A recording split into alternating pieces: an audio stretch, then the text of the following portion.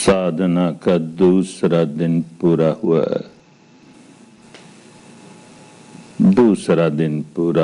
अब काम करने के लिए 8 दिन और रह गए हैं। दूसरा दिन पहले दिन से जरा अच्छा, लेकिन फिर भी कठिनाइयां तो हैं ही। आखिर मन को वश में करना है ना, बहुत आसान नहीं है। ये बंदर जैसा मन, ये मरकट मन कितना चंचल, कितना चपल। एक शाखा को छोड़ता है दूसरी पकड़ता है, एक छोड़ता है दूसरी पकड़ता है, एक विचार छोड़ता है दूसरा आरंभ कर देता है, वो छोड़ता है तीसरा आरंभ कर देता है। कितना अशांत है, कितना बेचैन है।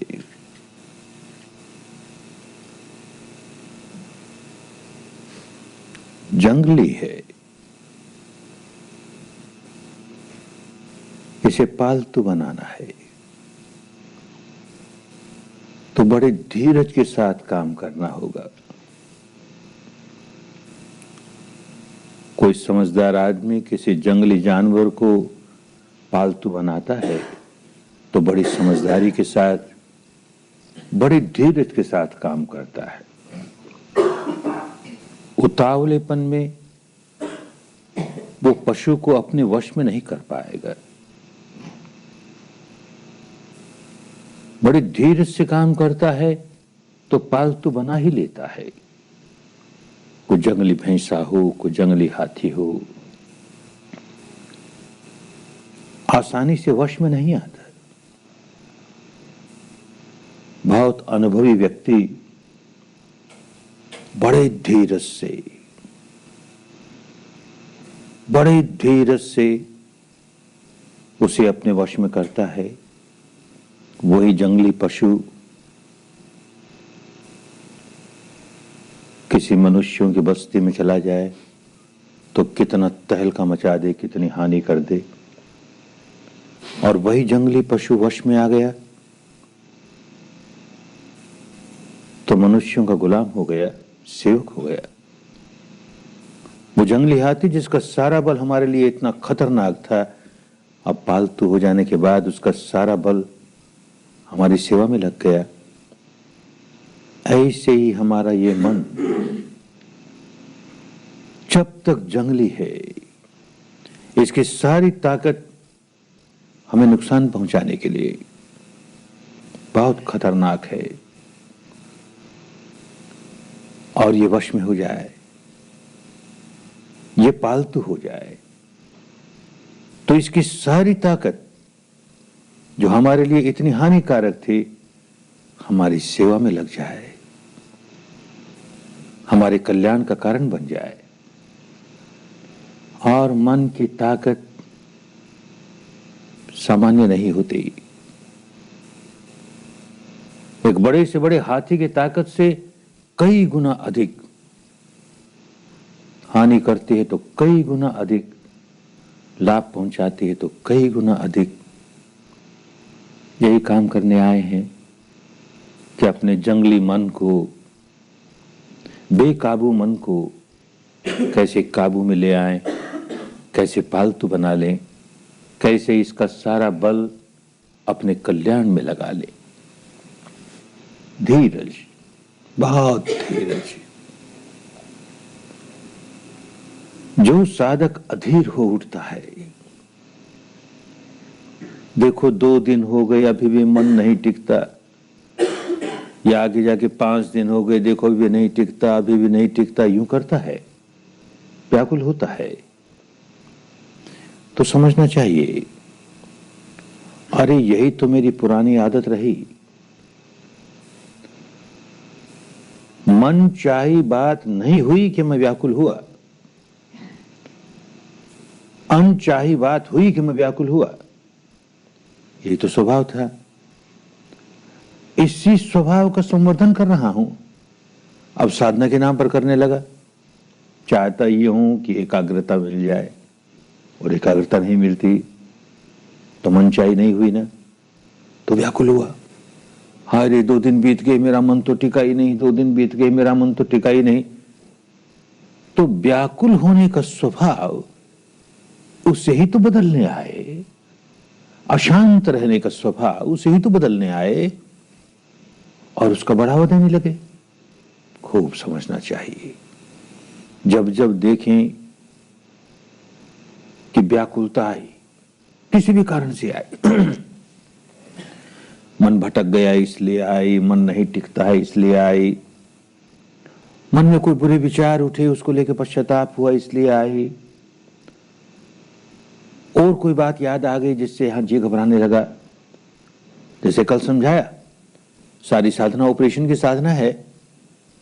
तो जैसे जैसे ऑपरेशन होगा, अंतर्मन की गहराइयों से विकार ऊपर उठेंगे, ऊपर उठेंगे, शरीर प्रकट होंगे। तो जहां कहीं अप्रिय संवेदना शुरू हुई उससे घबराया और हुआ व्याकुल। तो झट होश आना चाहिए। मैं व्याकुल होने नहीं आया, व्याकुलता के बाहर होने आया। इस समय मन एकाग्र नहीं है, इस समय मन भटक गया है। इस समय की ये सच्चाई, बस इस सच्चाई को स्वीकार किया। इस समय मेरा मन भटक गया, इतना ही। उसको बुरा नहीं माने, उसके प्रति क्रोध नहीं करे। चाहे अपने आप पर ही क्रोध करे, क्रोध करेगा तो व्याकुल हो ही जाएगा। सच्चाई जैसी है वैसी है। मन भटक गया, फिर सांस पे ले आए, सांस तो है, फिर शुरू कर दिया। फिर मन भटक गया तो मन भटक गया, फिर होश आया, अरे भटक गया, तो मुस्कुराते हुए फिर सांस पे ले आए। रोना नहीं, व्याकुल होना नहीं, उसी स्वभाव को तो पलटने आए हैं। जैसा है वैसा है, मन भटक गया है, ये सच्चाई है, बस स्वीकार कर लिया, फिर काम में लग गए। और देखेंगे, अगर समझदारी से काम करेंगे, बहुत व्याकुल नहीं होंगे, तो देखेंगे कि मन जो भटक गया उसे वापस सांस पर लाने के लिए कोई खींचतान भी नहीं करनी पड़ेगी। शुरू शुरू में तो यूं लगेगा मन भटक गया, उसे फिर खींच के लाएं, अरे तू कहां चला गया, तुझको ये काम करना था, फिर भाग जाएगा, फिर खींच के लाएंगे। फिर ये खींचने में भी एक तनाव होता है, काहे खींचेंगे। मन भटक गया, इस क्षण की ये सच्चाई है, मन भटक गया, अपने आप आ जाएगा, अपने आप सांस पर आ जाएगा। घर का मालिक जाग रहा है तो अपने आप चोर भाग जाएगा, तो ये मन का भटकना अपने आप रुक जाएगा।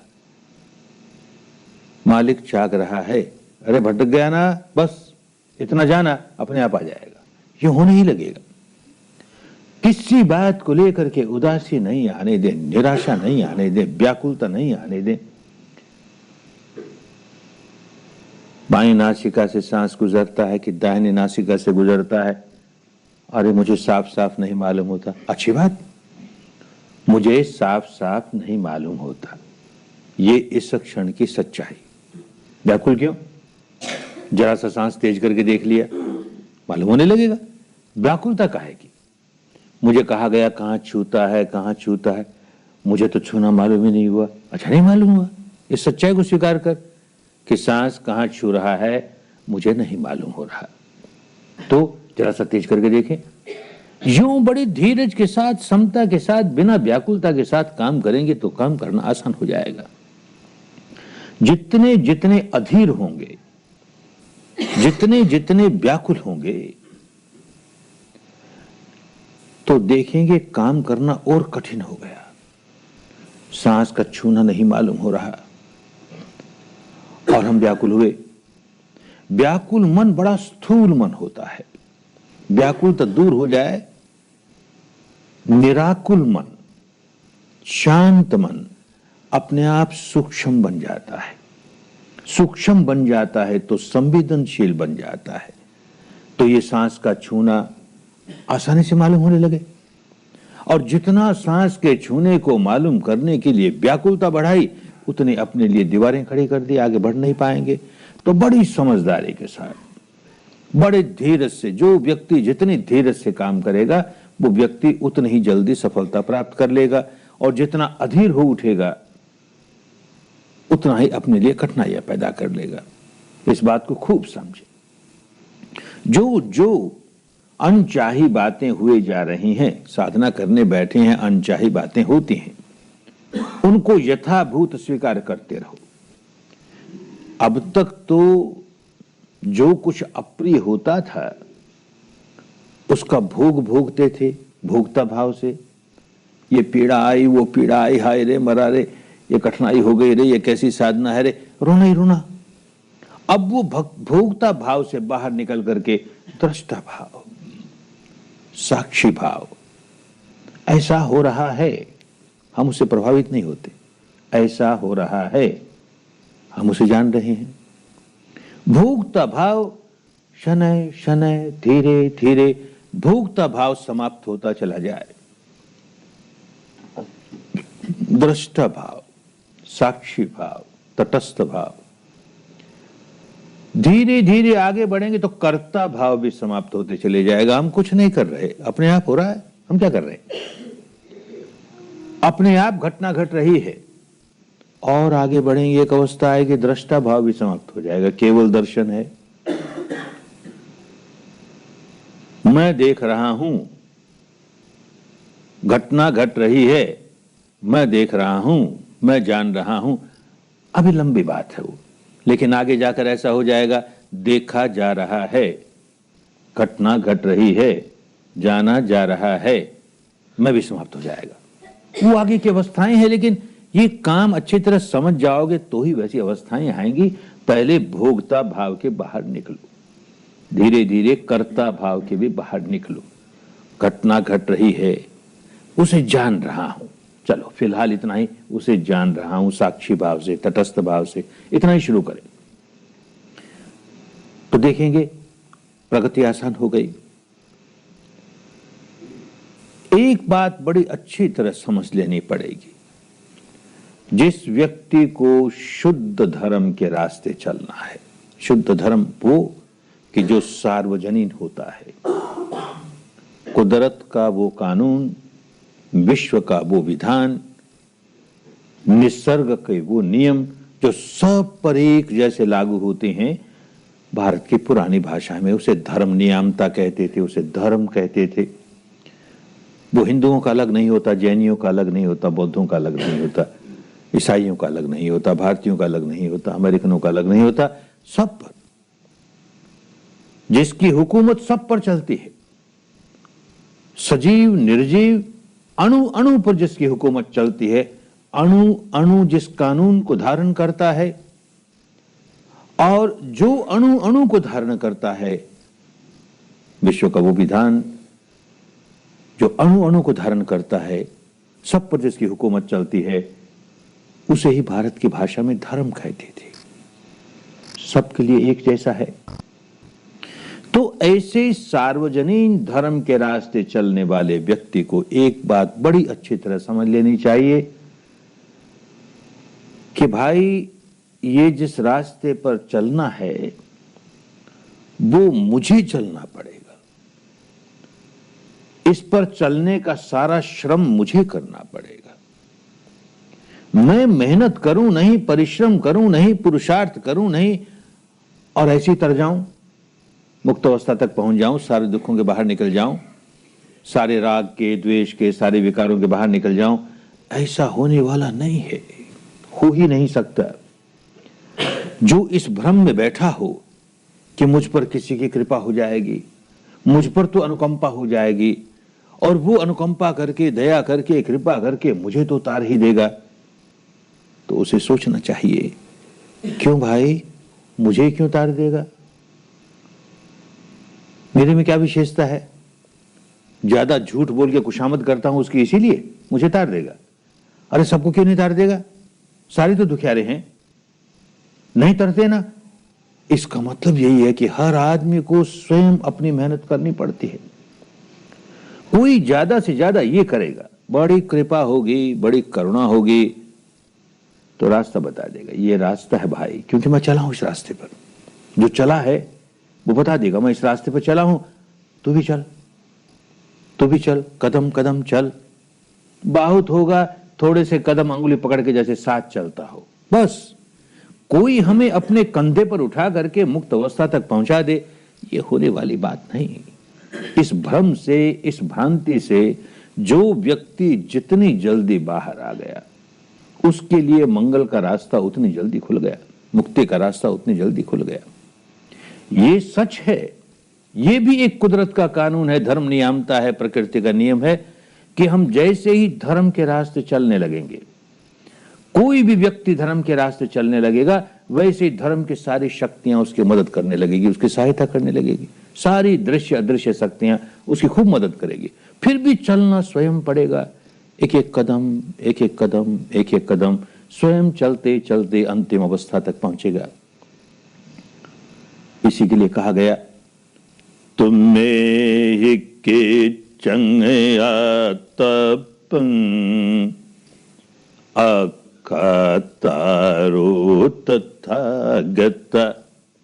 अखातारो तथागत, कोई व्यक्ति तथागत हो गया, बुद्ध हो गया, शुद्ध हो गया, जीवन मुक्त हो गया। क्या तथागत होता है? जो तथता के सहारे, तथता के सहारे चलते चलते चलते आ गया अंतिम अवस्था तक, मुक्त अवस्था तक, वो तथागत हो गया। धर्म का सारा मार्ग तथता के सहारे चलना है, माने सत्य के सहारे चलना है। एक कदम भी कल्पना का सहारा नहीं ले ले। जहां कल्पना का सहारा लिया वैसे ही भटक जाएंगे, मुक्ति के मार्ग से भटक जाएंगे। तथता वो, सच्चाई वो जो अपनी अनुभूति पर उतर रही है। जो सच्चाई किसी अन्य की अनुभूति पर उतरे, हम केवल उसकी कल्पना ही करेंगे ना, हम कैसे जाने ये सच्चाई है? तो क्षण प्रतिक्षण, क्षण प्रतिक्षण, जो जो सच्चाई जिस क्षण हमारी अनुभूति पर उतरी, उस क्षण उसी सच्चाई को साक्षी भाव से जानते हुए आगे बढ़ेंगे। अगला क्षण जो सच्चाई लेकर आया उसे साक्षी भाव से जान लिया, अगला क्षण जो सच्चाई लेकर आया उसे साक्षी भाव से जान लिया। यूं तथता के सहारे चलते चलते चलते कोई भी व्यक्ति तथागत बन सकता है। बुद्ध बनना किसी सिद्धार्थ गौतम की मोनोपोली नहीं। बार बार इसीलिए कहते रहे कि मेरे पहले न जाने कितने बुद्ध हुए, उनकी गिनती नहीं। मेरे बाद में न जाने कितने बुद्ध होंगे, गिनती नहीं। कैसे एक व्यक्ति की मोनोपोली हो सकती है? ज्ञान की मोनोपोली, बोधि की मोनोपोली, मुक्ति की मोनोपोली एक व्यक्ति की कैसे हो सकती है? सीधा सीधा धर्म का रास्ता है, जो चले वही पहुंच जाएगा। कठिनाई अवश्य है, मेहनत खूब करनी पड़ती है, खूब परिश्रम करना पड़ता है और स्वयं करना पड़ता है। तुम्हें ये किच्चंग आतपं, जो करना है उसका तप तुम्हें करना पड़ेगा। कोई दूसरा करे और मुक्त तुम हो जाओ। प्यास मुझे लगी, पानी कोई और पी ले, मेरी प्यास कैसे बुझेगी रे? भूख मुझे लगी, भोजन कोई और खा ले, मेरी भूख कैसे मिटेगी रे?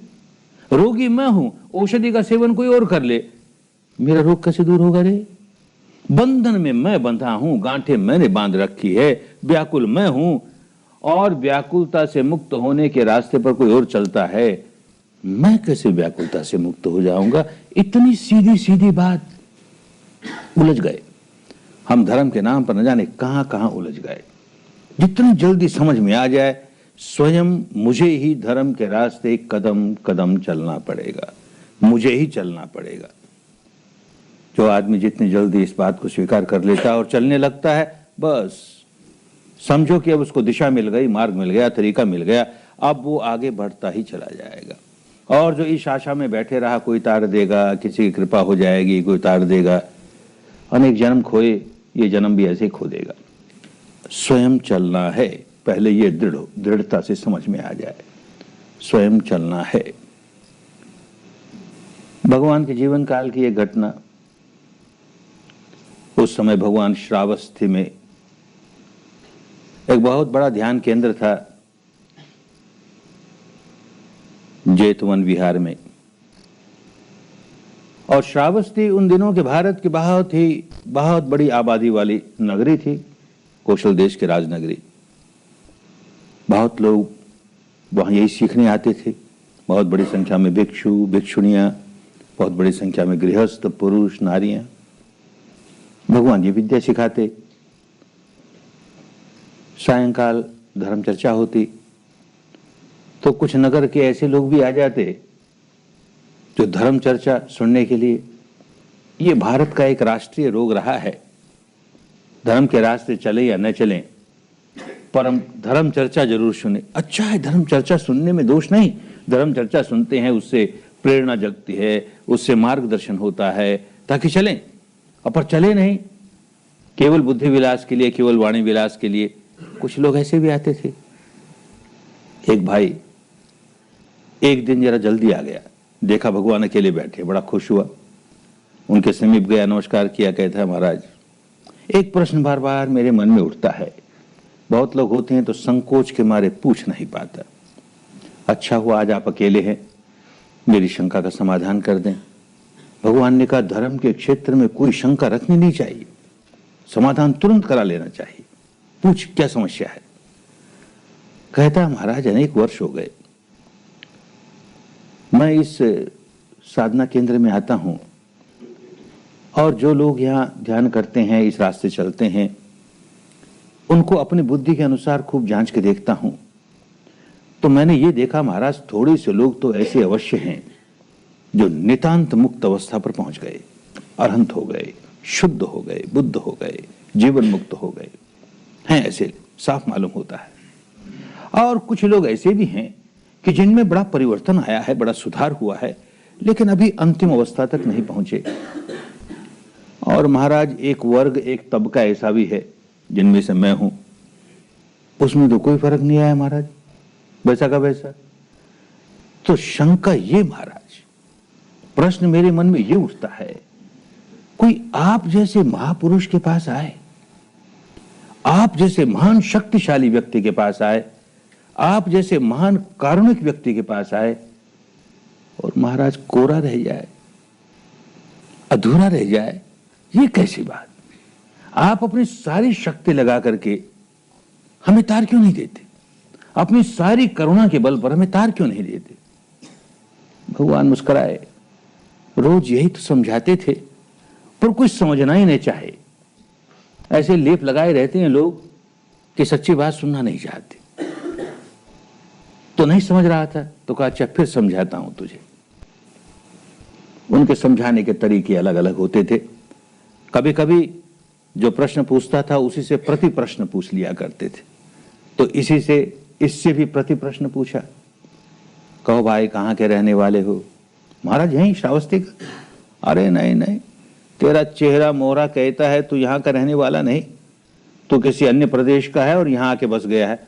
ये तो ठीक कहा महाराज आपने।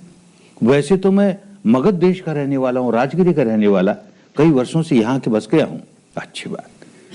तो अब राजगिरी से तेरा सारा संबंध टूट गया, वहां जाना आना नहीं होता? नहीं नहीं महाराज, खूब जाना आना होता है। अभी तो मेरे परिवार के लोग वहां हैं, मेरे मित्र हैं, मेरे रिश्तेदार हैं, काम धंधा है, बहुत बार आता हूं जाता हूं। अच्छा, तो तू इतनी बार यहां से श्रावस्ती से राजगिरी जाता है, आता है, जाता है, आता है, तो यहां से राजगिरी तक का रास्ता तो तुझे खूब मालूम हो गया होगा। महाराज खूब मालूम हो गया, इतनी बार चला हूं। तो एक बात और बता, यहां रहते हुए इतने वर्ष हो गए तो अनेक लोग तेरे परिचित हो गए होंगे। उन अनेक परिचित लोगों में से कुछ तेरे घनिष्ठ हो गए होंगे। जो घनिष्ठ हो गए वो इतना तो जानते ही होंगे कि तू यहां का रहने वाला नहीं, मूलतः तू मगधवासी है, राजगिरी का रहने वाला, यहां आके बस गया है और बार बार आता है जाता है, इसलिए तुझे यह रास्ता खूब मालूम है। वो लोग जानते होंगे। महाराज जो मुझे अच्छी तरह जानता है वो इस बात को भी खूब समझता है, जानता है। तो भाई उनमें से कोई कोई तो तुम्हारे पास आता होगा कभी कभी ये पूछने के लिए कि बता तो सही यहां से राजगिरी का रास्ता कैसा है। तो तू बता देता है कि गुप्त रखता है। महाराज गुप्त रखने की क्या बात, खूब समझा के बता देता हूं। ऐसे पूरब की ओर चलना और यूं चलते चलते वाराणसी आएगी और यूं फिर आगे बढ़ना, यहाँ मुड़ना, वहां मुड़ना, गया आ जाएगी, फिर यूं आगे बढ़ते जाना और यूं वहां मुड़ना, यहाँ मुड़ना, राजगिरी आ जाएगी। खूब समझा देता हूं महाराज। तो एक बात और बताओ, जिसको जिसको तुमने समझा दिया वो तो राजगिरी पहुंच गया होगा। कैसे पहुंच गया होगा महाराज? हमने तो समझा दिया रास्ता, अब वो चले उस पर तो पहुंच जाएगा। अरे भले आदमी, यही तो मैं कहता हूं, ये इतने लोग जो मेरे पास आते हैं, भीड़ की भीड़, वो इस बात को खूब समझ गए हैं कि ये व्यक्ति मुक्ति तक का रास्ता खूब जानता है, क्योंकि चला है, मुक्ति तक के रास्ते पर चला है, अपने अनुभव से जान गया। तो पूछते हैं बेचारे, मैं क्या छिपाऊं, बड़े प्यार से उनको बताता हूं, ऐसा रास्ता है, कदम कदम चलते हुए ये स्टेशन आएगी, वो स्टेशन आएगी, ऐसा अनुभव होगा, वैसा होगा, ये कठिनाइयां आएगी, ये सारी बातें समझा देता हूं। अब कोई आदमी सारी बात सुन करके 3 बार सिर झुकाए और कहे साधु साधु साधु, बहुत अच्छा कहा आपने, पर चलूंगा नहीं एक कदम भी, तो कैसे पहुंच जाएगा भाई? कैसे पहुंच जाएगा? कोई चल पड़े, एक कदम भी चला तो अपने लक्ष्य के एक कदम नजदीक पहुंच गया। 10 कदम चला वो 10 कदम नजदीक पहुंच गया, 100 कदम चला वो 100 कदम नजदीक पहुंच गया। और जिसने कदम कदम चलते हुए सारा रास्ता माप लिया, वो तो पहुंच गया लक्ष्य तक। चलना तुम्हें ही पड़ेगा। कोई बड़े प्यार से रास्ता भले बता दे, चलना तुम्हें ही पड़ेगा। ये बात हर साधक को, धर्म के रास्ते चलने वाले हर साधक को ये बात बहुत अच्छी तरह समझ लेनी चाहिए, चलना मुझे ही पड़ेगा। अपने मन को मैला किसने किया? स्वयं मैंने किया ना। अपने अबोध अवस्था में, अपने अज्ञान अवस्था में, अपनी मोह मूढ़ता में मैंने गांठें बांधी, अपने मन का स्वभाव दूषित कर लिया, उसे राग रंजित, द्वेष दूषित, मोह विबूढ़ित रहने वाला बना दिया। कौन जिम्मेदार इसका? कोई अदृश्य शक्ति उसे क्या पड़ी कि संसार के सारे प्राणियों के मन को विकारों से ग्रस्त कर दो और सबको दुखिया बना दो? किसी को क्या पड़ी? क्यों करेगा कोई? हर व्यक्ति अपनी ही अज्ञानता की वजह से अपने मन को मैला करता है। तो जिम्मेदारी उसी की है कि वो अपना ज्ञान जगा करके, बुद्धि जगा करके, होश जगा करके इस स्वभाव के बाहर निकले, इस गंदगी को दूर करे, जो गांठें बांधी हैं उनको खोले, जो मैल चढ़ाया उसको उतारे। उसी की जिम्मेदारी है। ये प्रकृति का नियम है, इससे छुटकारा नहीं पा सकते। स्वयं चलना पड़ेगा, स्वयं चलना पड़ेगा। जब ये बात समझ में आ जाए कि स्वयं चलना पड़ेगा। दूसरा प्रश्न, क्या रास्ता है जिस पर चलें? धर्म का रास्ता क्या है? भगवान के पास कोई एक बुढ़िया माई आई, पूछा, महाराज हमें तो थोड़े से शब्दों में और सरल सरल भाषा में समझा दीजिए, धर्म क्या होता है, मुक्ति का मार्ग क्या है, हमें सरल सरल भाषा में। बेचारी गई होगी अनेक आचार्यों के पास, जो बहुत पांडित्यपूर्ण बातें, ये दार्शनिक बात, वो दार्शनिक बात, समझ में ना आए, बोल क्या रहे हैं। तो भगवान मुस्कुराए, भाई धर्म तो हमेशा सरल भाषा में ही समझाया जाता है। धर्म लोगों को इसलिए सिखाया जाता है कि वो धारण करें। समझेंगे ही नहीं तो धारण कैसे करेंगे? धर्म का रास्ता इसलिए सिखाया जाता है कि उस पर चले। समझेंगे ही नहीं तो चलेंगे कैसे? तो हमेशा जो व्यक्ति बुद्ध बन जाएगा, शुद्ध बन जाएगा, मुक्त बन जाएगा, वो हमेशा बड़ी सरल भाषा में, जनता की भाषा में, बहुत सरल भाषा में लोगों के समझ में आए, इस तरह से धर्म को समझाएगा। तो कह लो हमेशा यही समझाता हूं, तो मैं फिर समझाता हूं। तो क्या समझाया? थोड़े से शब्दों में क्या कहा? सब पाप से करणं कुशल से उपसंपदा सचेत परियोदपनं एतं बुद्धान शासनं। एतं बुद्धान शासनं। शासन पुरानी भाषा में शिक्षा को कहते थे, उपदेश को कहते थे। किसी ने उपदेश दिया और उसके अनुशासन में हम बंध गए, उसने जैसे बताया वैसे हम चलने लगे, तो शासन कहा जाता था। बुद्धान शासनम, एक बुद्ध का नहीं, सभी बुद्धों का, सभी बुद्धों का यही उपदेश होगा। कोई व्यक्ति बुद्ध बन जाए और इसे छोड़ करके और कोई निकम्मी बातें करने लगे तो समझना चाहिए बुद्ध नहीं हुआ अभी। ये कोई दार्शनिक जंजाल में उलझा हुआ है और लोगों को भी उलझा रहा है। ये कोई सांप्रदायिक बाड़े में बंधा हुआ है और लोगों को भी बांध रहा है। इसको शुद्ध धर्म नहीं समझ में आया। बुद्ध होगा तो यही बात कहेगा, इसके अतिरिक्त तो कुछ नहीं कहेगा। क्या कहेगा? सब पापस्य अकरणं, सब प्रकार के पाप कर्मों से बचो। कुशलस्य उपसंपदा, कुशल कर्मों की संपदा संचित करो। और से चित्त परियोदपनं, अपने चित्त को निर्मल करो, परिपूर्ण रूप से निर्मल करो। परियोदपनं, बहुत से रास्ते होते हैं जिनमें मानस का ऊपरी ऊपरी हिस्सा निर्मल कर लिया जाता है। केवल बुद्धि के द्वारा हम चाहें तो अपने ऊपर ऊपर के चित्त को निर्मल कर लेंगे। अच्छा ही है, उतना लाभ तो हुआ, लेकिन वो मुक्ति की बात नहीं हुई। मुक्ति की बात तो तब होगी जबकि सारा का सारा मानस, अंतर मन की गहराइयों तक एक भी हिस्सा नहीं बचेगा, सारा का सारा मानस धुल जाएगा, साफ हो जाएगा। इसी को परियोदप, परियोदपन, से चित्त परियोदपन, बस इसके अतिरिक्त और कुछ नहीं। इसी को कहा केवल परिपूर्ण, केवल परिशुद्ध। धर्म परिपूर्ण हो गया इन तीन बातों में।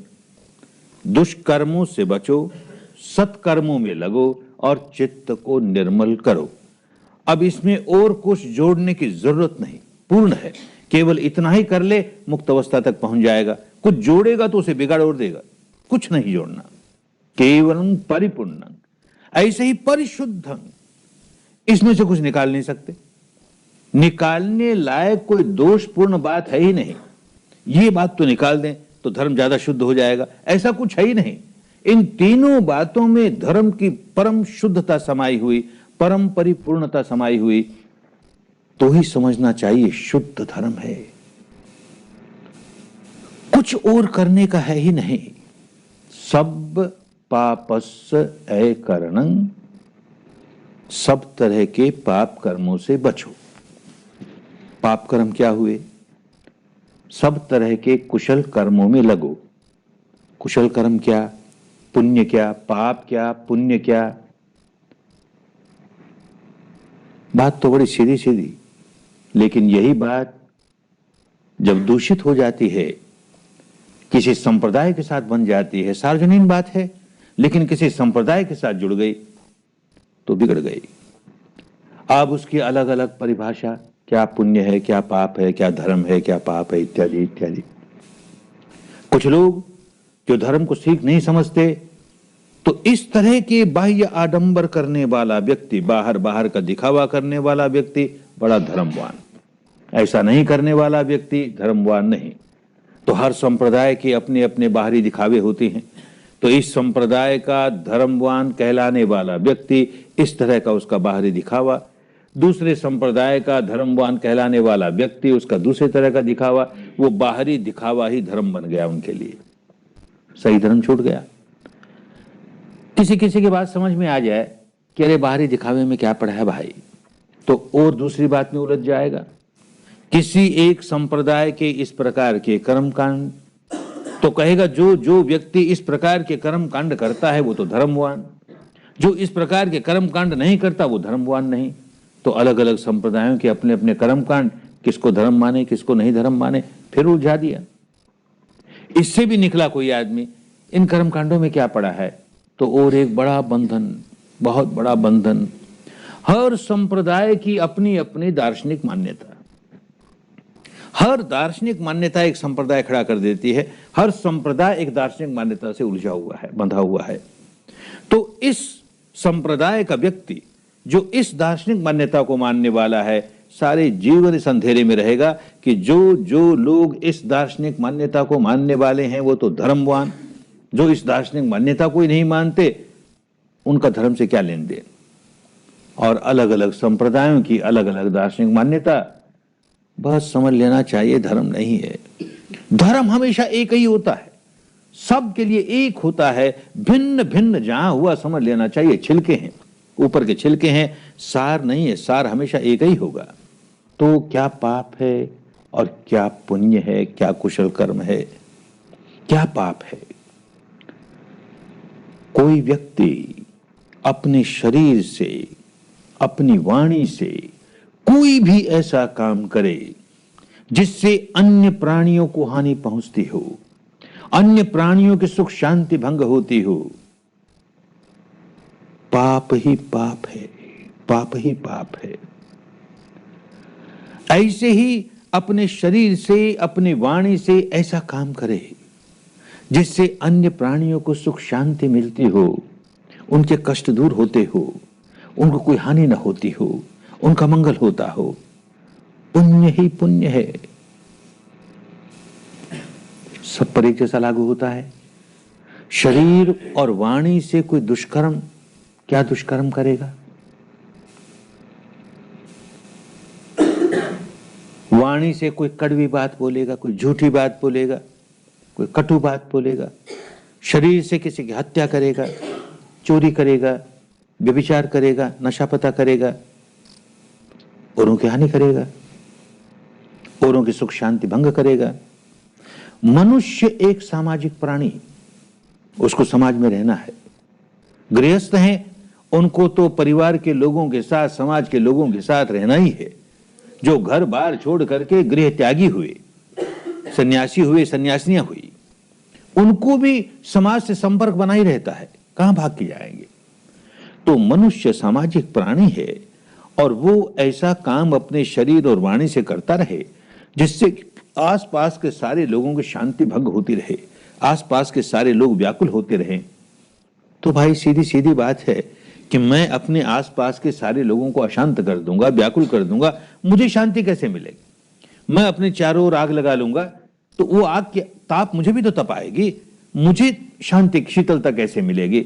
बड़ी सीधी सी बात। समाज में रहना है तो समाज के वो नियम जिनसे कि समाज की व्यवस्था शांति कायम हो, हमको वो नियम पालन करने हैं। ये धर्म की बड़ी ऊपरी ऊपरी बात हुई, लेकिन गहराई में जाएगा तो बात समझ में आएगी। जरा गहराई में जाना शुरू कर देगा, खूब बात समझ में आनी शुरू हो जाएगी। और वो ये समझ में आनी शुरू हो जाएगी कि मैं किसी भी व्यक्ति की हानि नहीं कर सकता, न शरीर से और न वाणी से। तब तक नहीं कर सकता जब तक कि पहले अपनी हानि न कर लूं। बड़ी अजीब बात। ऐसा ही है, कुदरत का नियम ऐसा ही है। हत्या कोई तब तक नहीं कर सकेगा जब तक कि अपने भीतर क्रोध न जगा ले, द्वेष न जगा ले, दुर्भावना न जगा ले, और वो भी इतनी गहरी, तब जाके किसी की हत्या करेगा। चोरी तब तक नहीं कर सकेगा जब तक लोभ न जगा ले, व्यभिचार तब तक नहीं कर सकेगा तब तक वासना न जगा ले। सारे के सारे शरीर और चित्त के दुष्कर्म करने के पहले मन में कोई न कोई विकार जगाना होता है। और जैसे ही विकार जगाया कि कुदरत ने दंड देना शुरू किया, प्रकृति ने दंड देना शुरू किया, धर्म नियामता ने दंड देना शुरू किया। पते बताए नियम है, कोई करके देख ले। हत्या करता है और अंदर क्रोध ही नहीं आता, द्वेष ही नहीं आता, हंसते हंसते कौन किसी की हत्या करेगा? चोरी करता है, लोभ ही नहीं जागता, व्यभिचार करता है, वासना, कैसे होगा? विकार जागेगा ही। और करके देखे, विकार जागता है तो व्याकुल होता हूं कि नहीं? विकार जागता है भीतर और भीतर देखना आया नहीं, बाहर का जो आलंबन है वही प्रमुख हो गया। तो भीतर अपने देखा ही नहीं कि मेरी कितनी हानि हो रही है। अपनी हानि हो रही है, ये बात धर्म के रास्ते चलते चलते खूब समझ में आने लगेगी। तो मैं शरीर और वाणी से कोई ऐसा काम नहीं करूं जो पाप का काम हो, माने जो अन्य लोगों की सुख शांति भंग करने वाला हो, अन्य लोगों को पीड़ा पहुंचाने वाला हो। ऐसा कोई काम नहीं करूं तो मैं किसी पर एहसान नहीं कर रहा, मैं अपने आप पर एहसान कर रहा हूं। मैं नहीं कर रहा तो अपने आप को दुखी नहीं बनाता, क्योंकि मैं पहले अपने को दुखी बनाऊं तब दूसरे को दुखी बनाऊंगा। ये बात खूब समझ में आने लगेगी, खूब समझ में आने लगेगी। तो धर्म की शुद्धता समझ में आने लगेगी कि भाई जो जो व्यक्ति अपने मन में विकार जगा करके कोई भी दुष्कर्म करता है, पाप का कर्म करता है, वो अपने को हिंदू कहता फिरे कि बौद्ध कहता फिरे कि जैन कहता फिरे कि ईसाई कहता फिरे कि सिख कहता फिरे कि पारसी कहता फिरे कि ब्राह्मण की, क्षत्रिय की, शूद्र की, बनिया, कुछ फर्क नहीं पड़ेगा। कि भारतीय, कि बर्मी, कि अमेरिकन, की रूसी, कुछ फर्क नहीं पड़ेगा। जो जो व्यक्ति मन को मैला करके शरीर और वाणी से दुष्कर्म करता है, कुदरत उसको तत्काल दंड देती है। बंधे बनाए नियम प्रकृति के, बस यही शुद्ध धर्म है। ठीक इसी प्रकार कुशल कर्म करें। क्या कुशल कर्म? सबसे बड़ा कुशल कर्म ये कि चित्त को मैला किए बिना उसे एकाग्र बनाना सीखे। कुशल चित्त की एकाग्रता बड़ी कल्याणकारिणी। सारे अच्छे काम तभी होंगे जबकि हमारा चित्त हमारे वश में होगा। चित्त वश में नहीं है, हमसे कोई अच्छा काम होगा ही नहीं, बुरा ही बुरा काम करेंगे। और चित्त वश में हो जाए और विकारों के साथ हो जाए तो बुरा ही बुरा काम करेंगे, वो एकाग्रता काम नहीं आई। चित्त को निर्मल बना करके एकाग्रता प्राप्त करें तो कुशल ही कुशल काम होगा, कुशल ही कुशल काम होगा। और तीसरा, मान लो कि हमने चित्त को निर्मल बनाया, भी ऊपर ऊपर से निर्मल बनाया, उसको एकाग्र भी किया, पर अनेक जन्मों से जो विकार जगाने का स्वभाव बनाए बैठे हैं, अंतर मन की गहराइयों में अपने विकारों की गांठें, गांठे पर गांठे, गांठे पर गांठे कितने इकट्ठी कर रखी है। कैसा गांठ गंठीला बने हैं भीतर से, सारा मानस गांठ गंठीला, सारा शरीर का रेशा रेशा गांठ गंठीला। पता नहीं, अंदर देखते नहीं ना, देखेंगे तो पता लगेगा कितना गांठ गंठीला हूं मैं, कितना व्याकुल रहता हूं इसकी वजह से। वो जब तक नहीं निकल जाएगा तो ऊपर ऊपर से हजार अपने चित्त को निर्मल कर लें, निर्मल करके एकाग्र भी हो जाएं, लेकिन मुक्ति नहीं मिली, दुखों से मुक्ति नहीं मिली, विकारों से, जड़ों से मुक्ति हो जाएगी, उस दिन सही मुक्ति मिली। इसलिए परियोदपन, पूर्ण मानस, सारा का सारा मानस विकारों से मुक्त होना चाहिए, मैल से मुक्त होना चाहिए। ये तीसरी। इन तीनों को उन दिनों की भाषा में कहा सब पापस्य अकरणं, माने शील सदाचार का जीवन जीना। कुशलस्य उपसंपदा, माने समाधि का जीवन जीना, मन को कुशल करके अपने वश में करने का अभ्यास करना। और से चित्त परियोदपन, अपने अनुभव से ऐसी प्रज्ञा जगानी कि जिससे अंतर मन की गहराइयों तक कोई विकार टिकने न पाए, सब निकल जाए। तो शील समाधि प्रज्ञा, शील समाधि प्रज्ञा, यही शुद्ध धर्म होता है। इस पर न बौद्धों की मोनोपोली होती है, न हिंदुओं की, न जैनियों की, न ईसाइयों की, सबके लिए समान रूप से कल्याणकारी। और इसे हर व्यक्ति आसानी से इसका पालन कर सके। आवश्यक नहीं पहले इस संप्रदाय में दीक्षित हो जाओ, इस बाड़े में बंध जाओ, अपने को इस नाम से पुकारने लगो, तभी इस रास्ते पर चल पाओगे, और अन्यथा चलोगे तो भी लाभ नहीं मिलेगा। पहले बाड़े में बन जाओगे और फिर चलोगे तो लाभ मिलेगा। ऐसी बात है ही नहीं, तो समझो धर्म नहीं है, फिर बाड़ा बंदी है। कहीं ना कहीं को धोखे की बात है। धर्म सार्वजनीन होता है, ये बात समझ करके इस रास्ते चलना है। और जरा रास्ते को जरा विवरण के साथ और समझें, समझाया गया जरा और विवरण के साथ। वैसे तो रास्ते पर चलने वाले व्यक्ति को मोटी मोटी बात रास्ते की समझ लेनी चाहिए, कैसा रास्ता है और कहां तक पहुंचाएगा। ये बात नहीं समझेंगे तो मन में शंका होगी, कहां जा रहे हैं, क्या कर रहे हैं, इसका क्या रिजल्ट होगा, शंका रहेगी, काम नहीं कर पाएंगे। इसलिए उसको भले बुद्धि के स्तर पर ही समझ लें। चलना जो है वो तो एक एक कदम चलना पड़ेगा। तो जैसे आदमी हाथ में टॉर्च लेकर के एक एक कदम, जिस कदम पर आगे बढ़ना है वहां प्रकाश पड़ना चाहिए, खूब समझना चाहिए ये कदम कैसा, अगला कदम उठाएं तो वो कैसा, अगला कदम उठाएं तो सारा का सारा मार्ग, एक एक कदम को बहुत विवरण के साथ समझते हुए आगे चलेंगे। लेकिन एक मोटी मोटी रूपरेखा समझ लें, सारा मार्ग क्या है।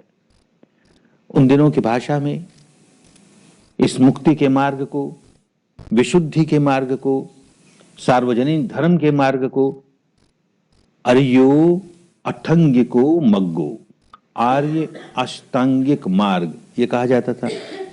अष्टांगिक सीधी सी बात, 8 अंग वाला, अर्यो, आर्य किस माने में आर्य?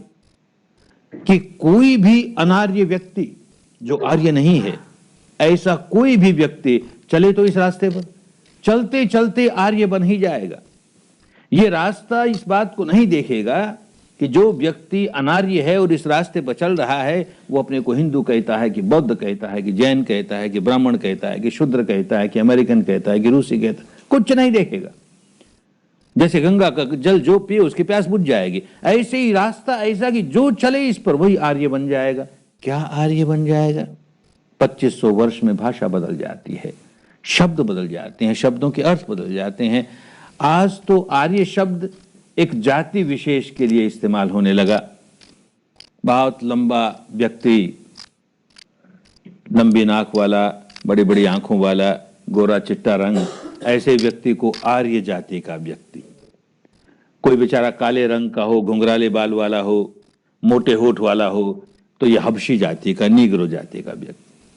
कोई बेचारा पीले रंग का हो, छोटी छोटी चुंधियाई चुंधियाई आंखें हों, चपटी नाक हो, तो यह मंगोलियन जाति का। इस अर्थ में आर्य जाति का, आर्य शब्द का इस्तेमाल होने लगा। 2500 पूर्व की भारत की भाषा में यह अर्थ नहीं होता था। आर्य कहते थे उस व्यक्ति को, चाहे वो गोरा हो चाहे काला हो, लंबी नाक वाला हो चाहे छोटी नाक वाला हो, कुछ फर्क नहीं पड़ता। वो व्यक्ति जो संत बन गया, जो सत्पुरुष बन गया, जो निर्मल चित्त बन गया, सज्जन बन गया, भला आदमी बन गया, वो आर्य बन गया। क्योंकि धर्म के रास्ते चला है। धर्म के रास्ते चलते चलते चलते अपने मन को जिसने निर्मल कर लिया, अपने मन की गांठें खोल ली, निर्ग्रंथ हो गया, ऐसा व्यक्ति आर्य हो गया। और जो धर्म के रास्ते नहीं चलता है वो अनार्य है। हीनो गम्मो पोथो जनिको अनर्यो अनर्थ संगीतो। जो अनार्य होगा, बड़ा हीन, बड़ा गंवार, मूर्ख, अनर्थ ही अनर्थ करने वाला, अपना भी अनर्थ करने वाला, औरों का भी अनर्थ करने वाला, ऐसा व्यक्ति उन दिनों की भाषा में अनर्यो अनर्यो अनर्यो कहा जाता था, अनार्य है। 2500 वर्ष में यही शब्द अनर्यो अनर्यो अनर्यो बदलते बदलते आज की हिंदी भाषा में अनाड़ी हो गया। यह आदमी बड़ा अनाड़ी है। अनाड़ी क्या? अनर्यो है, अनार्य है। अनार्य का अनाड़ी हो गया, होश नहीं है। क्या कर रहा है इसे होश नहीं है, अपनी हानि करता है, औरों की हानि करता है। इस अर्थ में जो अनाड़ी है, जिसे होश नहीं है, जो मूढ़ है, अपनी भी हानि करता है, औरों की भी हानि करता है, ऐसा कोई व्यक्ति हो, इस रास्ते पर चलते चलते चलते आर्य बन ही जाएगा, संत बन ही जाएगा। इस माने में अर्यो मग्गो, अठंगी को, आठंग वाला। क्या 8 अंग हैं धर्म के? वही 3 विभाजन, शील, समाधि, प्रज्ञा। तो शील के अंतर्गत धर्म के 3 अंग आए, समाधि के अंतर्गत धर्म के 3 अंग आए, और प्रज्ञा के अंतर्गत धर्म के बचे हुए 2 अंग आए। तो शील के अंतर्गत तो क्या 3 अंग आए? सम्मा वाचा, सम्मा कम्मंतो, सम्मा आजीवो। पुरानी भाषा है। सम्मा माने सम्यक, सम्यक कहते हैं जो सही हो, जो ठीक हो, और जो स्वयं अपनी अनुभूति पर उतारे। सम्मा वाचा, वाणी हमारी सम्यक हो, सही हो, ठीक हो। कौन सी वाणी सही होती है? जो निर्मल है। कौन सी वाणी निर्मल होती है? जो औरों की हानि नहीं करती। तो हमारे अनुभव पर ऐसी वाणी उतरनी चाहिए जो कि औरों का हानि नहीं करती। माने वाणी के मैल दूर हो जाने चाहिए। वाणी कैसी मैली होती है? कोई आदमी वाणी से झूठ बोलकर किसी को ठगने की कोशिश करता है, वाणी का कर्म मैला हो गया। कोई आदमी कड़वी कटु बात बोल करके किसी का जी दुखाता है, जिसमें उसका जरा भला नहीं समाया हुआ, केवल जी दुखाने के लिए कटु बात बोलता है, कड़वी बात बोलता है, वाणी का कर्म मैला हो गया।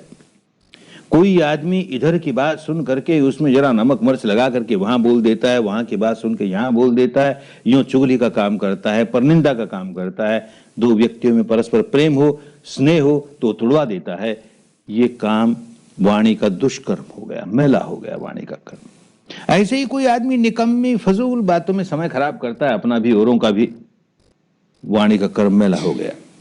इन चारों से जो बचा वो निर्मल ही निर्मल, सम्मा वाचा वाणी अपने आप सम्यक हो गई। तो बचें सब पापस्य अकरणं, इस तरह के वाणी के कर्मों से हम कैसे बचें? सम्मा वाचा, सम्मा कम्मंतो, कर्मांत है। हर कर्म पहले मन में जागता है, आगे बढ़ता है, वाणी पर उतरता है, उससे आगे बढ़ता है तो शरीर पर उतरता है। तो कर्मांत माने हमारे शरीर के जो कर्म हैं वो भी सम्यक हों, सही हों, कल्याणकारी हों, अपने लिए भी औरों के लिए भी, मैले नहीं हों। तो शरीर के कर्म का क्या मैल है? कोई व्यक्ति अपने शरीर से किसी अन्य की हत्या कर देता है, शरीर का कर्म मैला हो गया। कोई व्यक्ति शरीर से कोई वस्तु जो दूसरे की है उसे चुरा लेता है, उसे छीन लेता है, उसे झपट लेता है, उसे अपना लेता है, उसे हथिया लेता है, शरीर का कर्म मैला हो गया। कोई व्यक्ति अपने शरीर से व्यभिचार कर लेता है, शरीर का कर्म मैला हो गया। कोई व्यक्ति अपने शरीर से नशा पता कर लेता है, शरीर का कर्म मैला हो गया। ये सारे के सारे काम हमारी भी हानि करने वाले, औरों की भी हानि करने वाले। इनसे अगर बचते हैं तो सम्मा हो गया, सम्यक हो गया, और वो सम्यक अनुभूति पर उतरता है, कल्याणकारी बात हो गई। उपदेश की बात नहीं है केवल, वैसा अपने अनुभव से होने लगा। हत्या नहीं करते, चोरी नहीं करते, व्यभिचार नहीं करते, नशा पता नहीं करते, ऐसा अपने अनुभूति पर उतरने लगा। सम्मा कम्मंतो, सम्मा आजीवो, जो आजीविका है वो भी सम्यक होनी चाहिए, सही होनी चाहिए, शुद्ध होनी चाहिए, निर्मल होनी चाहिए, और वो जीवन में उतरनी चाहिए, खाली उसके उपदेश न रह जाए। हर व्यक्ति को जीवन यापन के लिए कोई ना कोई आजीविका का सहारा लेना ही पड़ता है। वो कैसी है आजीविका? गृहस्थों के लिए ज्यादा आवश्यक सजग रहने के लिए। सन्यासियों के भी अपने नियम है कि जो प्राप्त करता है गृहस्थ से वो किस तरह से करे। गृहस्थों के क्या नियम है? हमारे घर आमदनी का जो रास्ता है, हमारे घर उस आमदनी के रास्ते से जो पैसा आता है, वो आमदनी का रास्ता कैसा है? उस आजीविका से कहीं औरों की हानि तो नहीं कर रहा? अपने घर तो पैसा आ रहा है पर औरों की हानि तो नहीं कर रहा? इसे सजग होकर देखेगा कि मेरी आजीविका की वजह से समाज के अन्य लोगों को हानि तो नहीं पहुंचा रहा मैं। जैसे मसलन उदाहरण के तौर पर एक आदमी कहता है कि मैं कोई नशा पता नहीं करता, बड़ा शीलवान हूं, मैं कोई नशा पता नहीं करता। अच्छी बात है, लेकिन धंधा करता है शराब का, गांजे का, अफीम का, भांग का, तो जो खरीद के जाएगा वो नशा पता ही करेगा, अपना शील सदाचार तोड़ेगा। तो लोगों को शील सदाचार का जीवन जीने में बाधक हो गया ना, उनको शील सदाचार तोड़ने में सहायक हो गया ना, तो उनकी हानि कर दी ना। मेरे घर पैसा तो आया लेकिन मैंने कितने लोगों की हानि की। इसी प्रकार कोई कहता मैं हत्या तो नहीं करता, मैं नहीं हत्या करता, लेकिन धंधा करता हथियारों का, बंदूकों का, तलवारों का, भालों का, जो ले जाएगा किसी की हत्या करेगा। अरे तो तू प्रोत्साहन दे रहा है ना औरों को अपना शील सदाचार तोड़ने के लिए, आजीविका सम्यक नहीं तेरी। ऐसे कोई आदमी कहे मैं हत्या नहीं करता लेकिन पशु पालता हूं, गाय पालता है, भेड़ें पालता है, बकरे पालता है, उनको खिला पिला के खूब मोटा करता है और कसाई को बेच देता है, मैं नहीं हत्या करता, वो करे ना। नहीं बात हुई, ठीक बात नहीं हुई, सम्यक आजीविका नहीं हुई। एक आदमी कहता मैं हत्या नहीं करता, कोई कसाई करता होगा और धंधा करता है मांस बेचने का, तो प्रोत्साहन दे रहा है ना उसको, सम्यक आजीविका नहीं हुई। एक आदमी आजीविका उसकी ऐसी कि विष का धंधा करता, जहर का धंधा करता, कोई ले जाएगा किसी को देगा मार देगा, माने वो सारे धंधे, जिन धंधों को हम दूसरे आदमियों को शीलवान होने से वंचित रखते हैं, जिस धंधे की वजह से उनका शील भंग होने में हम सहायक बन जाते हैं, सम्यक आजीविका नहीं है, बिल्कुल सम्यक आजीविका नहीं है।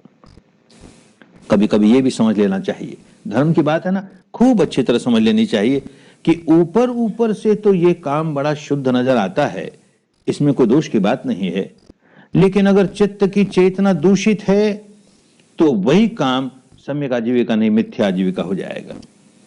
एक उदाहरण बताएं, वर्षों पहले जबकि शुद्ध धर्म का की कोई जानकारी ही नहीं थी, उस पर चलना तो बहुत दूर की बात हुई। उन दिनों की बात है, घर का कोई एक परिवार का सदस्य बहुत बीमार पड़ गया। बहुत बीमार पड़ा। जो घरेलू डॉक्टर था, फैमिली डॉक्टर था, वो कहीं बाहर गया हुआ, तो किसी और डॉक्टर को बुलाएं। तो वहां का एक और प्रसिद्ध डॉक्टर रंगून का जानता था कि वो बुलाने से आएगा नहीं, लेकिन फिर भी हिम्मत करके चला गया कि बुला के लाएं, किसी तरह से खुशामद करें उसकी। रोगी बहुत ज्यादा रोगी है, उसके यहाँ बहुत भीड़ रहती है। उस दिन ऐसा संयोग हुआ कि वो अकेला बैठा मक्खी मार रहा, कोई रोगी नहीं उसके पास। तो मन तो खुश हुआ कि अब डॉक्टर साहब साथ चलेंगे, बहुत भीड़ होगी तो ना आए। लेकिन कौतूहल के मारे पूछ लिया कि डॉक्टर साहब, आपके पास रोज इतनी भीड़ रहती है, आज क्या बात हुई, भीड़ नहीं है? तो बड़ा उदास चेहरा बना के कहता है कि भाई क्या बताएं, इस सीजन में तो गांव में, नगर में कोई ना कोई बीमारी फैलती ही है। इस साल क्या हुआ पता नहीं, कोई बीमारी नहीं फैली।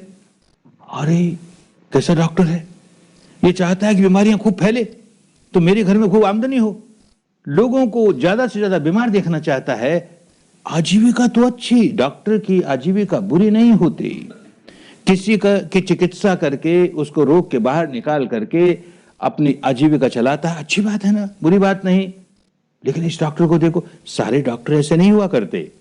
लेकिन उस समय का मेरा अनुभव उसे देख करके मन में ऐसा अच्छा नहीं लगा कि एक ऐसा डॉक्टर। कुछ वर्षों के बाद शुद्ध धर्म से संबंध हुआ। क्या शुद्ध धर्म से संबंध होता है? अपने भीतर सच्चाई देखने की विद्या मिल गई।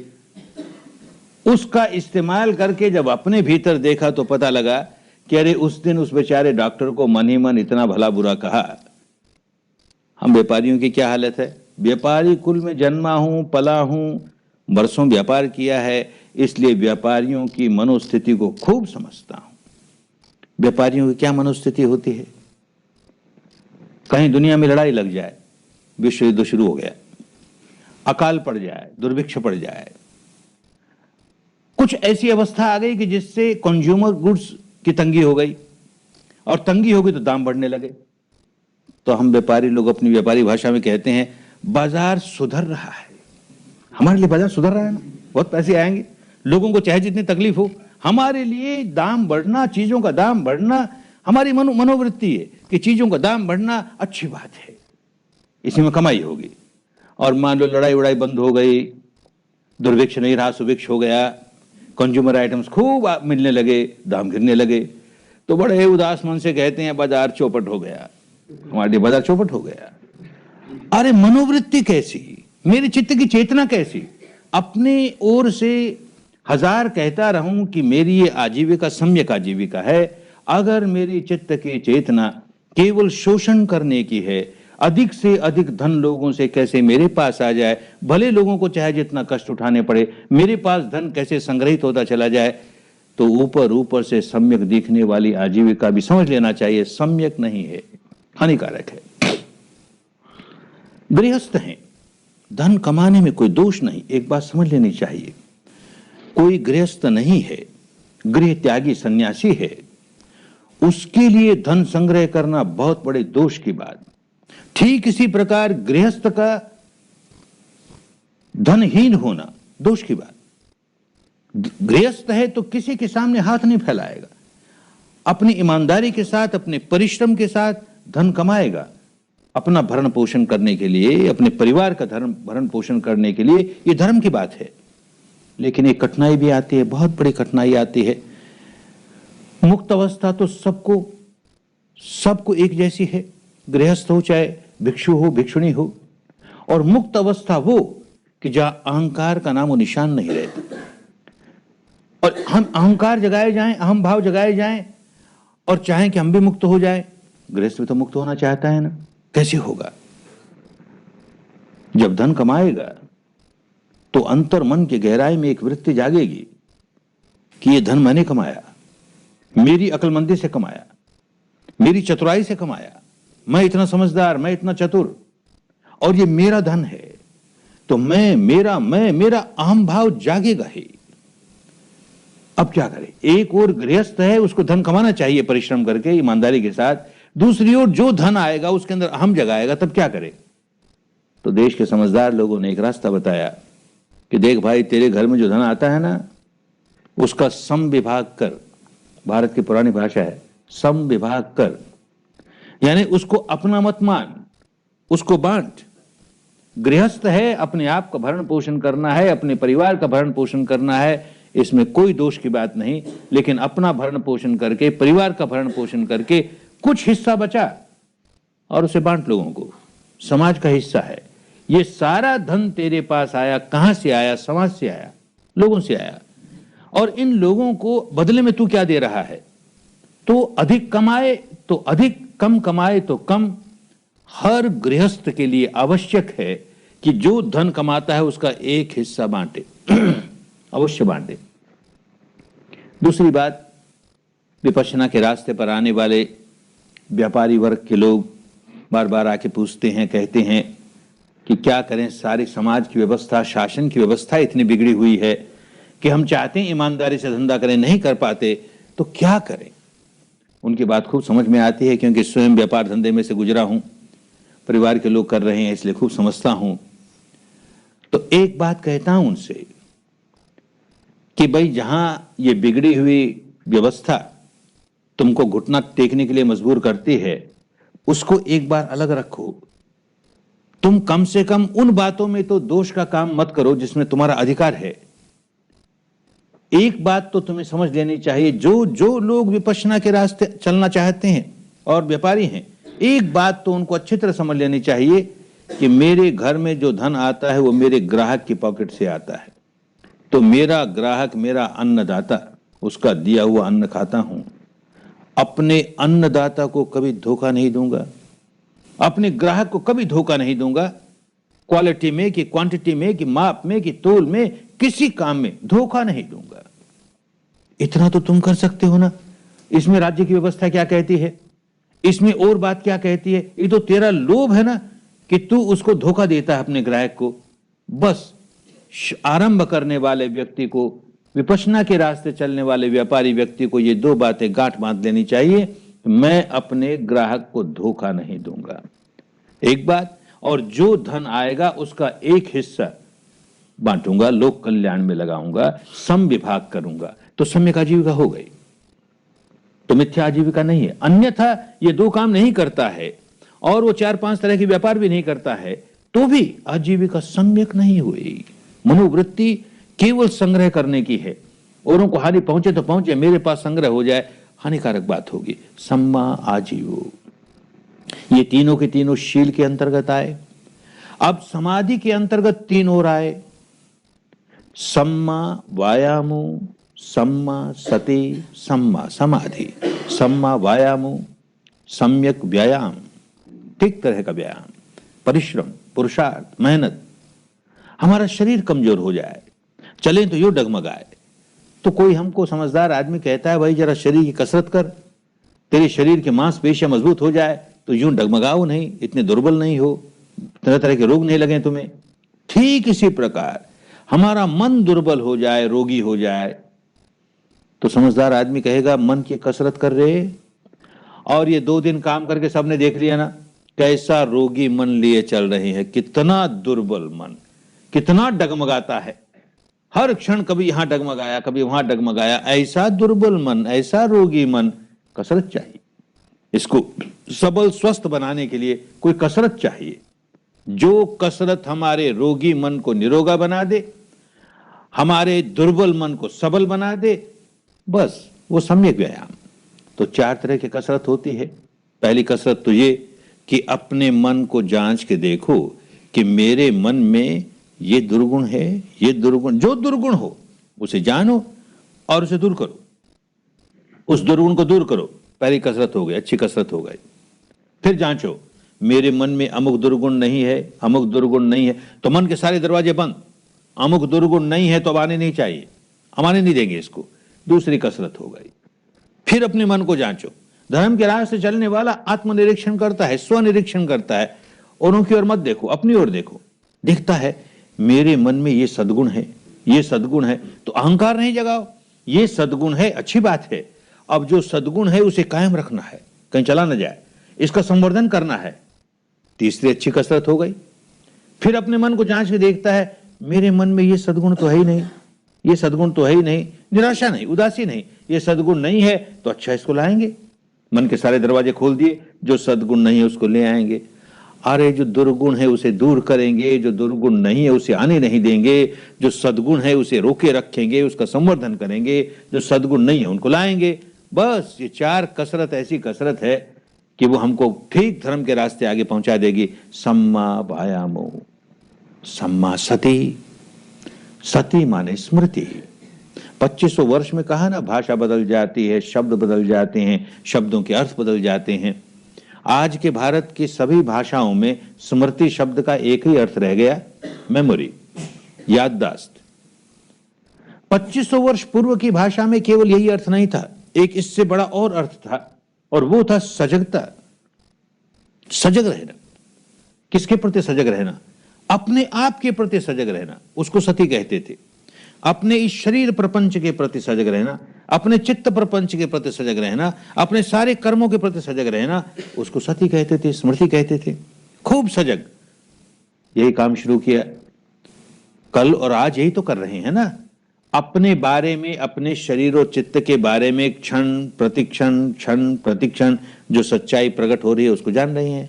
सांस आता है, जाता है, आता है, जाता है, इस नासिका से उस नासिका से, उसे जान रहे हैं। छूता है, यहां छूता है, वहां छूता है, उसे जान रहे हैं। ये सती का काम। अब सारा का सारा मार्ग हमें स्थूल से सूक्ष्मता की ओर ले जाने वाला।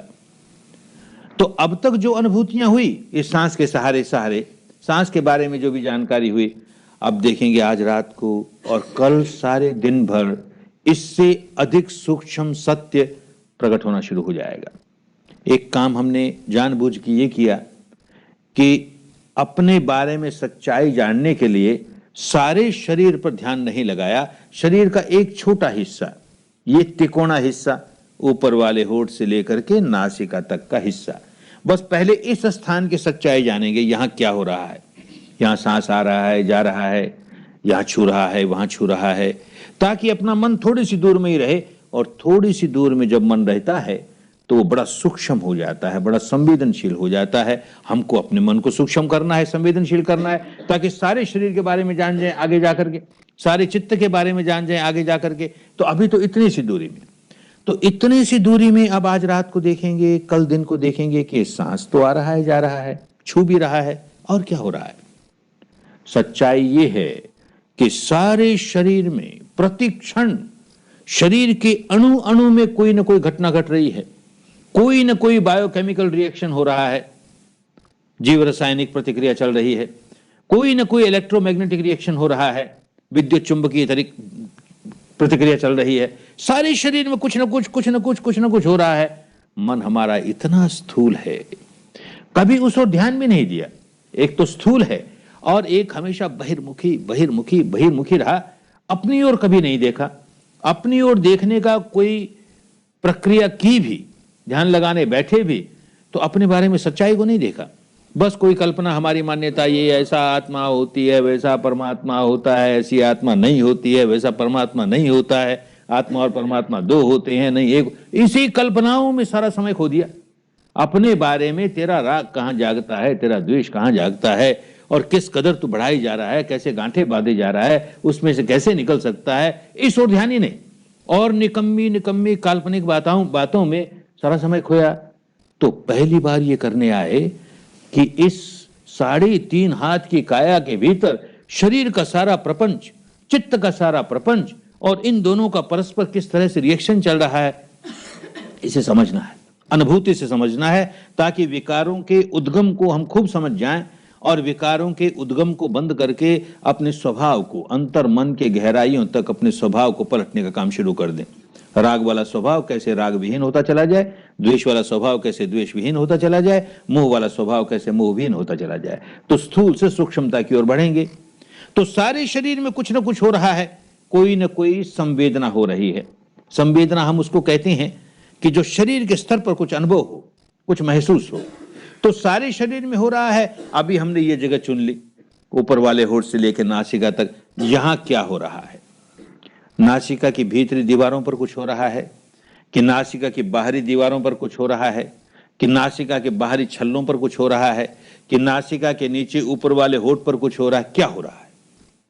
तो पहली बात तो जरा ध्यान देंगे तो ये पकड़ में आएगी कि अरे देखिए, जो सांस आ रहा है और सांस जा रहा है, इनके तापमान में फर्क है। कभी ध्यान दिया ही नहीं। अब ध्यान देंगे तो पता लगेगा कि जो सांस भीतर गया, बाहर आया तो जरा सा गर्मा कर आया। भीतर आने वाले सांस से बाहर आने वाला सांस जरा सा ज्यादा गर्म है। नेचुरल बात है, स्वाभाविक बात है। हमारे शरीर के भीतर का टेम्परेचर ज्यादा है, बाहर के वातावरण का टेम्परेचर कम है। तो बाहर के वातावरण की हवा भीतर गई और भीतर के गर्म वातावरण को छुई, बाहर निकली, जरा से गर्मा के निकली। कभी जाना नहीं था क्योंकि ध्यान नहीं दिया। बात तो हमेशा वही होती थी। पहली बात ये। और जरा सा ध्यान देंगे तो अब धीरे धीरे, अच्छा सांस को छोड़, सांस आ रहा है जा रहा है, सांस को जाने बिना भी और क्या घटना घट रही है। सांस की वजह से ये गर्मी मालूम हुई, सर्दी मालूम हुई, ये तो एक घटना हुई। और क्या हो रहा है? ध्यान देंगे तो पता लगेगा कि सांस आए या ना आए, जाए या ना जाए, कुछ और भी हो रहा है। कभी लगेगा गर्मा रहा है, कभी लगेगा शीतल सा हो रहा है, कभी लगेगा पसीज रहा है, कभी लगेगा कोई खुजलाहट सी हो रही है, कभी लगेगा कोई सुरसुराहट सी हो रही है, कभी झुंझुनाहट सी हो रही है, कभी कोई स्फुरना सी हो रही है, कभी कोई स्पंदन सा हो रहा है, कोई धड़कन सी, कोई फड़कन सी, कोई सिहरन सी, कोई पुलकन सी, न जाने क्या क्या होते रहता है। कभी हल्कापन सा मालूम होगा, कभी भारीपन सा मालूम होगा, कभी कोई तनाव सा मालूम होगा, कोई दबाव सा मालूम होगा, कोई दुखाव सा मालूम होगा, कभी कोई सिकुड़न सी, फैलाव सा, सिकुड़न सी, फैलाव सा ऐसे मालूम होगा, कभी सूखापन सा मालूम होगा या गीलापन सा मालूम होगा। न जाने कितने प्रकार की संवेदनाएं होती हैं। हम चाहें कि इसी प्रकार की हो तो नहीं, वो अपने आप जो होती है, इस क्षण अपने आप जो हुआ उसे जान लिया, जो नहीं हुआ उसकी कल्पना नहीं करनी, उसकी कामना नहीं करनी। जो हो रहा है इस क्षण ये हुआ, अगला क्षण ये हुआ, अगला क्षण ये हुआ, यूं क्षण प्रतिक्षण, क्षण प्रतिक्षण जो जो होता जाएगा उसको जानते चले जाएंगे। साक्षी भाव से जानना। एक बात ये समझ लेनी, पुरानी आदत तो ये कि खुजली आई, हमें नहीं अच्छे लगी, खुजली आई कि हाथ उठा खुजला लिया, उसे नहीं अच्छी लगी ना, दूर करना, उसको खुजला लिया। अब नहीं, खुजली आई तो भोक्ता भाव नहीं, दृष्टा भाव, साक्षी भाव। आइए भाई, तुझे भी देखते हैं, तू कब तक रहती है, देखते हैं तेरा भी। अरे तेज होगी, तेज होगी, आरंभ में तो तेज होगी, जरा तेज हुई, तेज हुई, तेज हुई, खत्म हो गई। कोई खुजली अनंत काल तक रहती नहीं, देर सवेर समाप्त हो जाती है। इसी तरह जो भी संवेदना या महसूस होगी वो अनंत काल तक रहने वाली नहीं। उत्पन्न होती है, देर सवेर समाप्त हो जाती है, उत्पन्न होती है, कुछ देर के बाद समाप्त हो जाती है। बस हम तो केवल साक्षी भाव से जान रहे हैं और कुछ नहीं कर रहे। ऐसा आज रात और कल दिन भर करेंगे, फिर देखेंगे धीरे धीरे हम और सूक्ष्मता की ओर बढ़ते चले गए, और सूक्ष्मता की ओर बढ़ते चले गए। ये सती, जहां कल्पना नहीं हो, जहां सच्चाई अपनी अनुभूति पर उतरे, सम्मा सती है ना, अपनी अनुभूति पर उतरे, और सच्चाई भी अपने से संबंधित, अपने शरीर और अपने चित्त से संबंधित, और बातों से लेन देन नहीं। अपना चित्त प्रपंच, अपना शरीर प्रपंच, और इन दोनों के संग्रह से, इन दोनों के समुच्चय से क्या हो रहा है उसको जानने का काम। हर संवेदना शरीर और चित्त का प्रपंच। सम्मा सती, सम्मा समाधि, कुशल चित्त की एकाग्रता, उसे सम्मा समाधि कहते हैं। केवल चित्त की एकाग्रता, उसे समाधि कहते हैं। सम्मा समाधि, सम्यक समाधि हो। चित्त बहुत मैला है, राग से भरा हुआ है, और राग के आधार पर हमने चित्त को एकाग्र कर लिया, द्वेष के आधार पर चित्त को एकाग्र कर लिया, किसी कल्पना के झूठ के आधार पर चित्त को एकाग्र कर लिया। सम्मा समाधि नहीं हुई। एक उदाहरण से समझें। एक बगुले को देखा होगा, पानी के किनारे खड़ा है, कैसे एक टांग पर, जरा भी नहीं हिलता, खूब समाधिस्थ है, बड़ा ध्यानस्थ है। लेकिन किस बात में समाधिस्थ है? ध्यान लगाया हुआ है कि पानी में कहीं मछली दिख जाए और हड़प कर ले, समाधिस्थ तो है ही वो। एक बिल्ली को देखा होगा, चूहे के बिल के पास कैसे खड़ी है, हिलती नहीं, एक रोआ भी नहीं हिलता, बड़ी समाधिस्थ है, को चूहा निकले हड़प कर ले। किसी शिकारी को देखा होगा, कैसे अपनी दुनली बंदूक पर ध्यान लगाए बैठा है, कोई सामने शिकार आए धाई मार दे। सारी समाधियां ही है ना, ध्यान ही है ना, एकाग्रता ही है ना। सम्मा नहीं, अपने काम की नहीं। दुनिया में बुरे से बुरा काम भी चित्त को एकाग्र करके किया जाता है। केवल चित्त की एकाग्रता हमें मुक्त अवस्था तक नहीं ले जाएगी। ऐसी एकाग्रता जिसका आधार मैल नहीं हो, राग नहीं हो, द्वेष नहीं हो, मोह नहीं हो, वो हमारे कल्याण की बात। तो इस क्षण जो घटना घटी उसके प्रति राग नहीं है, द्वेष नहीं है और कोई कल्पना नहीं है। सांस आ रहा है तो कोई कल्पना नहीं है, सांस आ रहा है उसके प्रति राग नहीं है, द्वेष नहीं है। सांस छू रहा है उसके प्रति राग नहीं है, द्वेष नहीं है, कोई कल्पना नहीं है। खुजली आए कि गर्म आया कि झंझनाहट हुई, कि सुरसुराहट हुई, कि गुदगुदाहट हुई, उसके प्रति कोई राग नहीं है, कोई द्वेष नहीं है और वो सच्चा है, कोई कल्पना नहीं है। बस ऐसा क्षण प्रतिक्षण उसे जानते जानते कितने लंबे अरसे तक जानते चले गए, उतनी समाधि मजबूत होती चली गई। यही करना है, यही काम करने आए। इसके आगे की जो प्रज्ञा का क्षेत्र है जिसमें धर्म के दो अंग और बाकी हैं, आज चर्चा नहीं करेंगे, उसकी चर्चा कल करेंगे, क्योंकि उस क्षेत्र में हमें परसों उतरना है। अभी तो शील का पालन करते हुए और यहां रहते हुए शील का पालन करने में कोई कठिनाई नहीं, परिस्थितियां हमको शील का पालन करने में सहायक हैं। केवल एक शील, ये जो सत्य बोलने का, उसमें कभी कठिनाई आ जाएगी, परस्पर बात करोगे, कुछ झूठ बोल जाओगे, शील भंग हो जाएगा। या मार्गदर्शक बुला करके पूछेगा और उसमें कोई बात बढ़ा चढ़ा के बोल दोगे या छिपा के बोल दोगे, शील भंग हो जाएगा। बड़ा सजग रहो इस बात के लिए, इस शील को। बाकी 4 शील तो यहां रहते हुए आसानी से पालन हो जाएंगे। तो 5 शीलों का बड़ी कड़ाई से पालन करते हुए अपनी समाधि को पुष्ट करने का काम करें। कल शाम को प्रज्ञा की बात खूब अच्छी तरह समझेंगे और परसों फिर प्रज्ञा के क्षेत्र में कदम रख देंगे। जो समय हाथ में है, 8 दिन बाकी हैं, अभी बहुत थोड़े होते हैं। 8 दिन इतने बड़े काम के लिए बहुत थोड़े होते हैं। इनका बहुत अच्छा उपयोग हो, बड़ी समझदारी के साथ उपयोग हो। अरे ऐसा अवसर जीवन में न जाने फिर मिलेगा कि नहीं मिलेगा। बड़े भाग्य से, बड़े पुण्य से प्राप्त होता है। मनुष्य का जीवन ही बड़े पुण्य से प्राप्त होता है और मनुष्य के जीवन में शुद्ध धर्म मिलना बहुत बड़े पुण्य की बात होती है। नहीं तो न जाने मनुष्य का जन्म किस तरह कर्म कांडों में बीत जाता, किस तरह सांप्रदायिक उलझनों में बीत जाता, किस प्रकार दार्शनिक मान्यताओं में उलझ जाता। सही धर्म क्या है समझ में ही नहीं आता, पालन करना तो बहुत दूर। तो बड़े भाग्य की बात हुई मनुष्य का जीवन मिला है, बड़े भाग्य की बात हुई शुद्ध धर्म मिला है, बड़े भाग्य की बात हुई उसके बारे में श्रद्धा जागी है। अब काम किए जाओ, काम किए जाओ, समय का खूब अच्छा उपयोग हो। किसी पर एहसान करने के लिए नहीं, किसी को खुश करने के लिए नहीं, अरे अपने भले के लिए, अपने मंगल के लिए, अपने कल्याण के लिए। बड़ा मंगलकारी होता है धर्म। धर्म का धारण करना बड़ा कल्याणकारी होता है। जो जो शिविर में आए हैं, धर्म के रास्ते चल करके खूब पके, खूब मंगल हो, खूब कल्याण हो, खूब स्वस्थ मुक्ति हो, स्वस्थ मुक्ति हो। भवत सर्व मंगलं भवत सर्व मंगलं भवत